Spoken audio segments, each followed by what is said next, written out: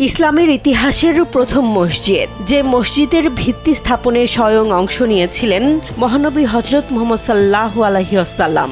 ১৫০০ বছর পরও সেই মসজিদে দাঁড়িয়ে লাখো মুসল্লি খুঁজে পান হিজরতের স্মৃতি আর ইমানের অনুপ্রেরণা। মক্কা থেকে মদিনায় হিজরতের সময় কুবা এলাকায় অবস্থান করেন মহানবী হযরত মুহাম্মদ সাল্লাল্লাহু আলাইহি ওয়াসাল্লাম। সেখানেই প্রতিষ্ঠিত হয় ইসলামের প্রথম মসজিদ, মসজিদে কুবা। এই মসজিদের ভিত্তি স্থাপনে মহানবী হযরত মুহাম্মদ সাল্লাল্লাহু আলাইহি ওয়াসাল্লাম নিজে অংশ নেন এবং সাহাবায়ে কেরাম নির্মাণ কাজ সম্পন্ন করেন। স্যান্ডেলিনা সো, রূপচর্চায় আভিজাত্য।